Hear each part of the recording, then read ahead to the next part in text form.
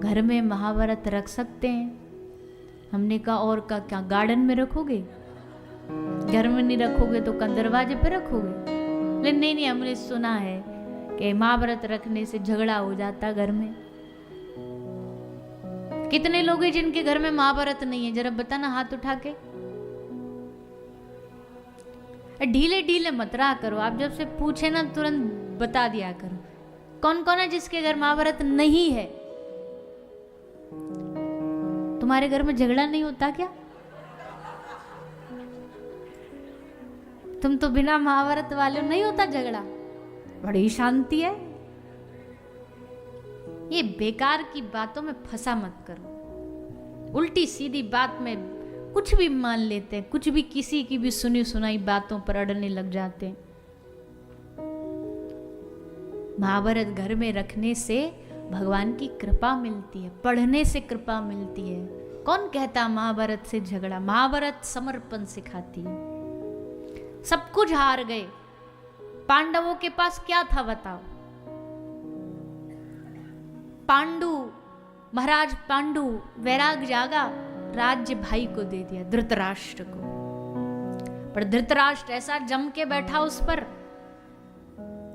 अब पुत्र हो गए, महाराज युधिष्ठिर समझदार हो गए, अब उनको राज्य लौटा देना चाहिए था, लेकिन ना, हम राज्य नहीं देंगे। फिर भी पांडवों ने कहा कोई बात नहीं, हम अपने परिश्रम से एक दूसरा नगर बसाते हैं। इंद्रप्रस्थ बसा लिया। फिर छल करके जुए में उस पूरे राज्य को फिर छीन लिया गया। फिर भी अंत तक भी पांडवों ने कहा कोई बात नहीं। कृष्ण से कहा आप शांति दूत बन के जाओ, दुर्योधन को बस इतना कह दो 5 गांव 5 भाइयों को दे दे, बात खत्म, झगड़ा नहीं होगा, लड़ेंगे नहीं। बोले ना, मैं नहीं दूंगा। फिर युद्ध शुरू हुआ। भगवान ने कहा बता अर्जुन, बता तुझे क्या चाहिए? दुर्योधन तुझे क्या चाहिए? सेना चाहिए या कृष्ण चाहिए? अर्जुन ने हाथ जोड़ करके कहा प्रभु, हे केशव, हे माधव, मुझे आपके अलावा न जीत चाहिए, न विजय, न सेना, कुछ नहीं चाहिए, मुझे आप चाहिए। भगवान ने कहा तू हार जाएगा। सेना के विरुद्ध में अकेला मैं, तू हार जाएगा। अरे सेना अभी भी समय, सेना मांग ले तो तू जीत जाएगा। तो अर्जुन ने कहा हंस करके, प्रभु आपको न पाके अगर मैं जीत गया तो उस जीत में भी हार है, और आप मिल गए तो मेरी वो हार भी जीत है। मुझे कोई फर्क नहीं पड़ता मैं हारूं या जीतूं, तुम संग खड़े हो ना, बस और क्या चाहिए। अक्षौणी सेना हार गई, पर अर्जुन नहीं हारा, पांडव नहीं हारे। अजी और तो और जो इनकी दुर्योधन के पक्ष में भी खड़े थे ना, पितामह भीष्म, जानते हो क्या बोलते हैं जब कृष्ण मिलने आए उनसे अंत में?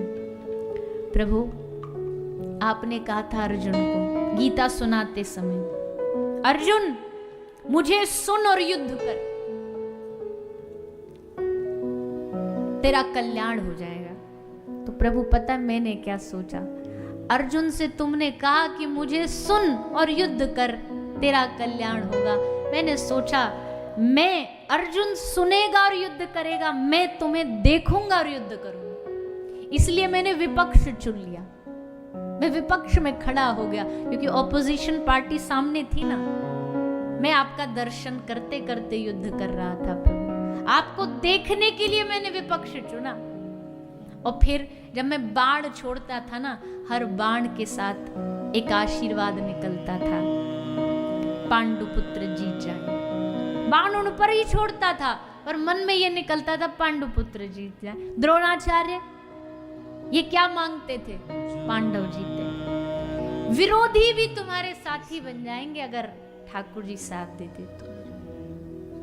और कन्हैया से ज्यादा साथ देने वाला कौन? भैया युद्ध खत्म हो गया, 99 पांडव मारे गए, अकेला दुर्योधन। दुर्योधन ने क्या किया? जल में जाके छुप गया। कला विद्या उस समय होती थी, जल में जाके गुप्त स्थान बना लिया। अब जब तक दुर्योधन मृत साबित नहीं हो सकता तब तक युधिष्ठिर महाराज गद्दी पर नहीं बैठ सकते, ये अधर्म है। पहले ढूंढो उसे। भगवान ने जैसे तैसे ये काम भीम को सौंपा।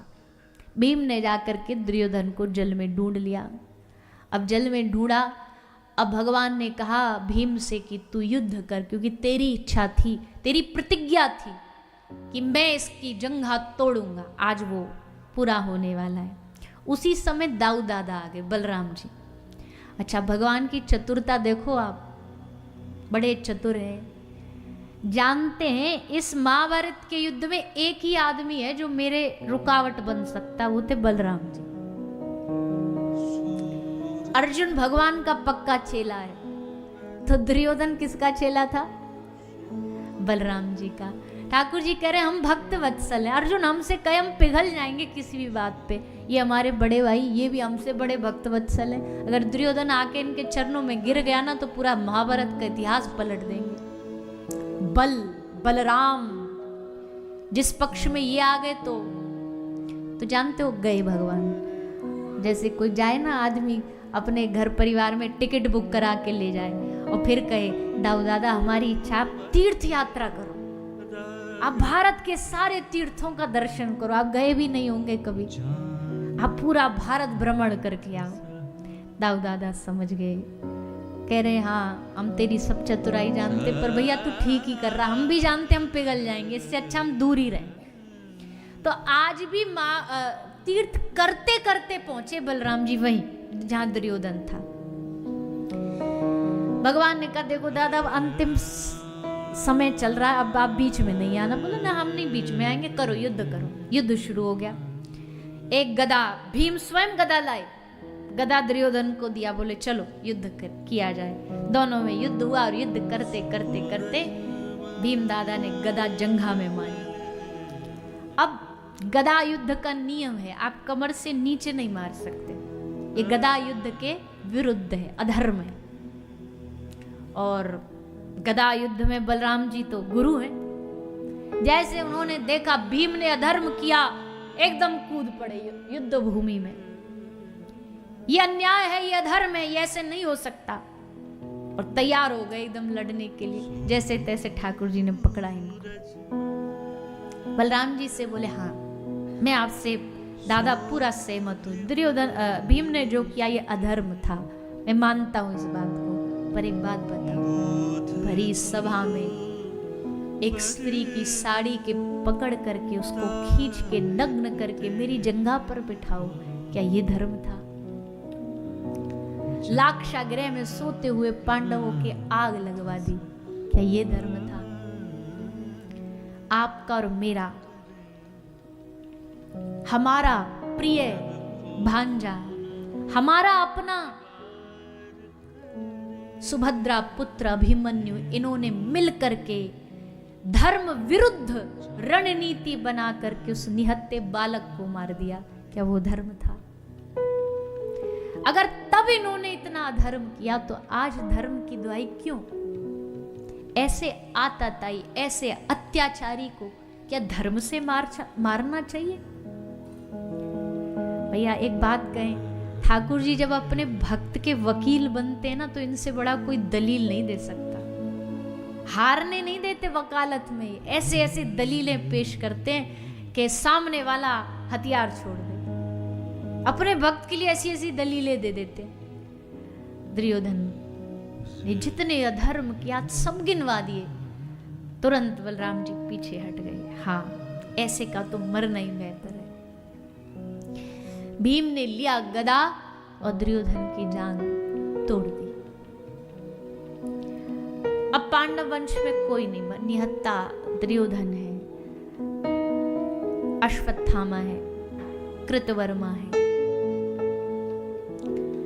फिर महाराज घटना कुछ यूं घटी, आया अश्वत्थामा बालकों को मार कर ले गया, 5 बालकों को, सोते हुए बालकों को। अर्जुन श्री कृष्ण को सारथी बना के अश्वत्थामा को पकड़ के भरी सभा में लाए।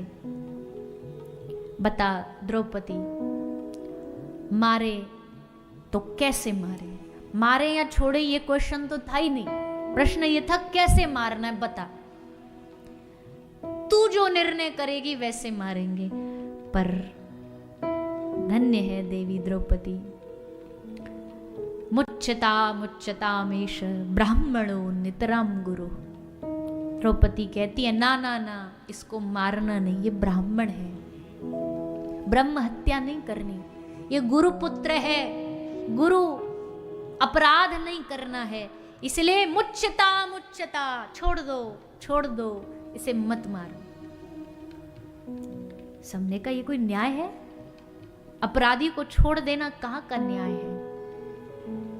कुछ तो दंड देना पड़ेगा।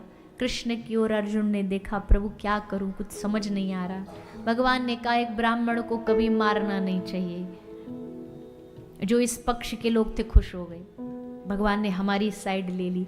अगली लाइन में बोले एक बालक के हत्यारे को कभी छोड़ना नहीं चाहिए, इसलिए अर्जुन इसे मार भी दो और छोड़ भी दो। अर्जुन बोला वाह, ऐसा न्याय तो हमने आज तक नहीं सुना, ये कैसा न्याय है? बोले हाँ यही न्याय है। भगवान ने सांकेतिक रूप में अर्जुन को बताया कि हे पार्थ, एक ब्राह्मण का अपमान ही उसकी मृत्यु बराबर है। एक ब्राह्मण का अपमान कर देना ही उसकी हत्या है। इसलिए अश्वत्थामा के मस्तिष्क की मणि निकाल ली गई, उसकी शिखा को काट दिया गया, क्योंकि ब्राह्मण की पहचान उसकी शिखा होती है, चोटी होती है, उसको काट दिया गया। भैया इतिहास गवाह है, ब्राह्मण अपने प्राण दे देते थे पर अपना जनेऊ नहीं जलने देते थे, अपना वेशभूषा नहीं जलने देते थे। तो इसका मतलब ये है कि जो जिस भी परंपरा को निर्वहन करता है, चाहे वो जाति हो, चाहे संप्रदाय हो, या अपना धर्म है हमारा, उसको कभी भी किसी की खातिर बलिदान नहीं करना चाहिए, अपनी पहचान का बलिदान नहीं करना चाहिए। ये बात सब पे लागू होती है। हम भले पाश्चात्य संस्कृति को बड़े जोरों शोरों से फॉलो करते हैं, एक बार किसी ने पाश्चात्य यानी वेस्टर्न कल्चर में हमें कोई बात बता दी तो हम एकदम लग जाते हैं अंधों की तरह। हम मना नहीं कर रहे, वेस्टर्न कल्चर से, पाश्चात्य संस्कृति से जो अच्छी चीज़ें हैं वो सीख लो बस, पर अंधी दौड़ में नहीं दौड़ना चाहिए। तो वही वाली बात हो गई, एक आदमी की बकरी मर गई, बकरी बीमार हो गई, तो दूसरे वाले के पास गया जिसकी बकरी कुछ दिन पहले भी बीमार हुई थी, तो भागा उससे गया, बोले तेरी बकरी बीमार हुई थी तो तूने क्या किया था? तो बोला हमने उसको पेट्रोल पिलाया था। और बस इतना सुना और भाग गया, और जा कर के उसने अपनी बकरी को पिला दिया। और भैया पेट्रोल बकरी पिएगी तो क्या होगा? मर गई। भागा है उससे शिकायत करने की, तेरा हमने काम जो तूने किया वो हमने भी किया, हमारी बकरी मर गई। बोल भैया तू पूरी बात सुना ही नहीं, जैसे तू आया मैंने तुझसे यही कहा था कि हमारी बकरी बीमार थी, हमने उसको पेट्रोल पिलाया, इतना सुन के तू भाग गया। आगे मैंने ये भी बोला कि पेट्रोल पिलाया वो मर गई, पर तूने सुना ही नहीं। यही हालत हमारी हो रही है। बहुत बहुत गंभीर बात है।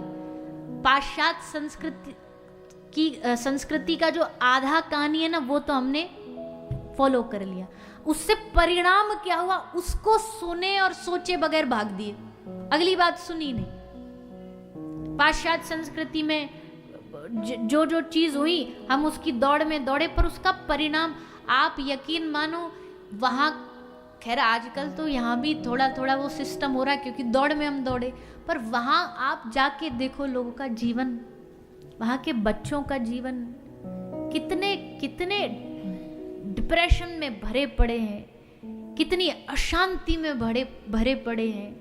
जीवन में कोई उद्देश्य नहीं है, जीवन में कुछ पता नहीं है क्यों आए धरती पे, क्या करना है क्या नहीं करना है।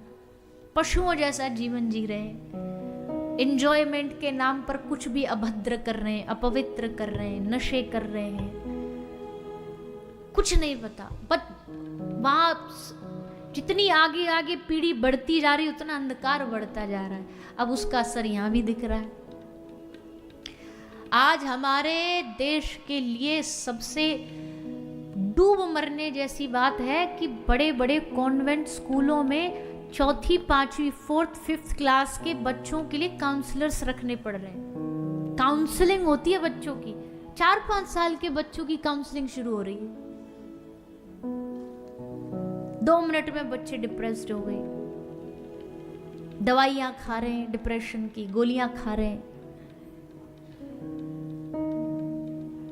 अब ये विषय उसमें जाने का नहीं है क्योंकि फिर बात लंबी पहुंच जाएगी, पर एक बात बस इतनी सी समझ लो, शिक्षा, देखो हम एजुकेशन सिस्टम को सब्जेक्टिव वाइज तो बदल नहीं सकते, वो तो जो पीछे से सरकार, पर कुछ कुछ चीज़ें हमें बदलनी चाहिए। मान लीजिए बालकों को थोड़ा स्कूल में ज़्यादा कुछ भक्ति भाव नहीं सिखाया जा रहा, ऐसे सत्संग में लेके जाओ, घर में सत्संग करो, घर में उनको बैठ करके भगवान की भक्ति के बारे में सिखाओ, समझाओ, अपनी संस्कृति को मरने मत दो। खैर, अश्वत्थामा को अपमान